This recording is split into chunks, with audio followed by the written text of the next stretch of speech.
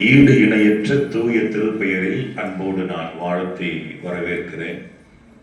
நம்முடைய திருச்சபையின் ஊழியரும் குருவட்ட செயலருமான தலைமை ஆசிரியர் திரு சேனா சுந்தர் சிங் ஐயா அவர்களையும், திருச்சபையின் சபைமணியும் திரு சின்ராஜ் ஐயா அவர்களையும், வந்திருக்கிற உறவுகள் அனைவரையும் அன்போடு கூட நான் வாழ்த்துகின்றேன், வரவேற்கின்றேன். திருச்சபையின் குருசேகர குழு உறுப்பினர்கள், தாய்மார்கள், சகோதர சகோதரிகள் அனைவருக்கும் என்னுடைய மனம் நிறைந்த வாழ்த்துக்களையும் பாராட்டுக்களையும் அன்போடு நான் தெரிவிக்கிறேன். தென்னிந்திய திருச்சபை நமக்கு இந்த ஞாயிற்றுக்கிழமை தியானிக்கும்படி கொடுத்திருக்கிற தலைப்பு, அதாவது தியான பொருள் என்னவென்றால், உயிர்த்தெழுந்த கிறிஸ்து நம்மோடு என்றும் இருக்கிறார் என்கிற உறுதிப்பாடு. உயிர்த்தெழுந்த ஆண்டவராகிய கிறிஸ்து நம்முடன் எப்பொழுதும் இருக்கிறார் என்கிற உறுதிப்பாடு, அதாவது அஷூரன்ஸ். இதுதான் இந்த நாளுக்குரிய தியான பொருள். இந்த தியான பொருளுக்கு உதவியாக நமக்கு கொடுக்கப்பட்டிருக்கிற திருமறை பாடம் மத்தேயு நற்செய்தி நூல் 28ஆம் அதிகாரம் வாக்கியங்கள் 16 முதல் 20 முடிய. மத்தேயு பிரிவு 28 வாக்கியங்கள் 16 முதல் 20 முடிய. இந்த திருமறை பகுதியை மையமாக வைத்து ஒரு 10 நிமிடங்கள் தேவ வார்த்தையை நாம் கற்றுக்கொள்ள போகிறோம். ஆண்டவராகிய இயேசு உயிர்த்தெழுந்த பிறகு 40 நாளளவும் இந்த பூமியில் தங்கி இருந்தார் என்பது நாம் அனைவரும் அறிந்த ஒன்று. அப்படி 40 நாள் அவர் தங்கி இருக்க வேண்டிய அவசியம் என்ன? அந்த 40 நாளிலே 11 தரிசனங்களை தம்முடைய சீடர்களுக்கு அவர் கொடுத்திருக்கிறார். அந்த 11 தரிசனங்களை அவர் கொடுக்க வேண்டிய அவசியம் என்ன?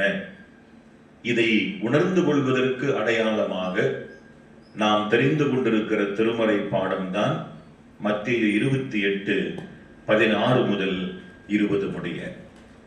ஆண்டவர் இயேசு உயிர்த்தெழுந்த பிறகு உடனே பரலோகம் ஏறி போக வேண்டிய அவசியம் அவருக்கு இருந்தது. ஆகவேதான் மரியாள் இயேசுவை பார்த்ததும் ஓடி வந்து அவர் பாதத்தை தொட்டு விழுந்து வணங்க முயற்சித்த போது, மரியாளே, என்னை தொடாதே, நான் இன்னும் பரலோகத்திற்கு, அதாவது என் பிதாவின் வீட்டுக்கு ஏறி போகவில்லை, ஆகவே என்னை தொடாதே என்று அவர் தடுக்கிறார். அப்ப 40 நாள் ஏன் இங்கே தங்கி இருக்க வேண்டும்?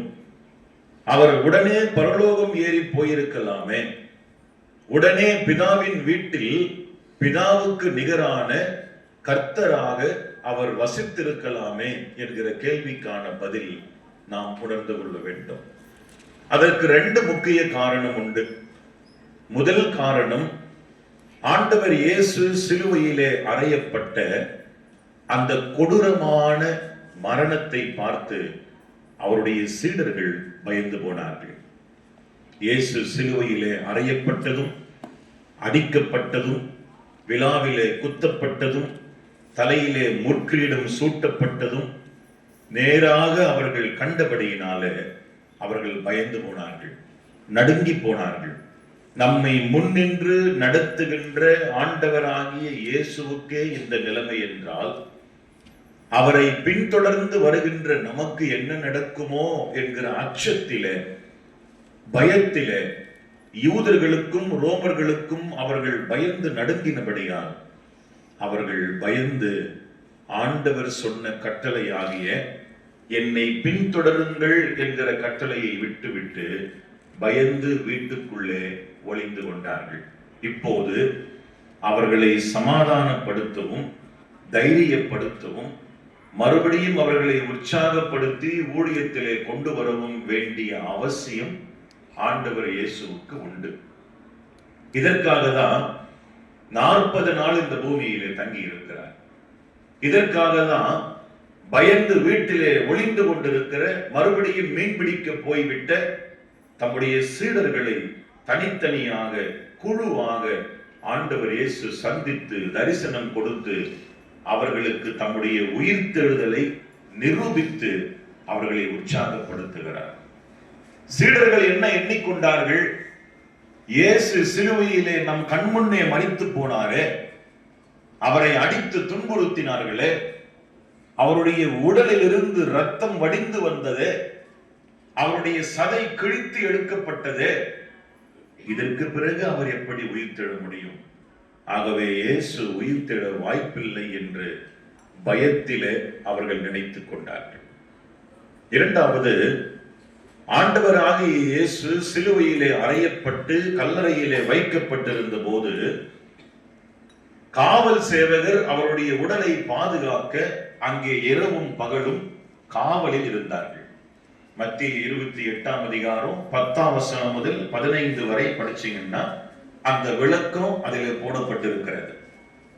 அப்படி காவலில் இருந்த காவல் சேவகர் வாரத்தின் முதல் நாள் அதிகாலை நேரம் திடீரென்று வானத்திலிருந்து சத்தம் உண்டாகி தேவதூதன் ஒருவன் இறங்கி அந்த கல்லறையை மூடியிருந்த பெரிய கல்லை புரட்டி தள்ளி உள்ளே இருக்கிற ஆண்டவர், அதாவது மரித்து போன ஆண்டவர், சடலமாக கிடத்தப்பட்ட ஆண்டவர் மறுபடியும் உயிர் பெற்று அந்த காவல் சேவகர் கண் முன்னே நடந்து வெளியிலே வருவதை அவர்கள் பார்த்தார்கள்.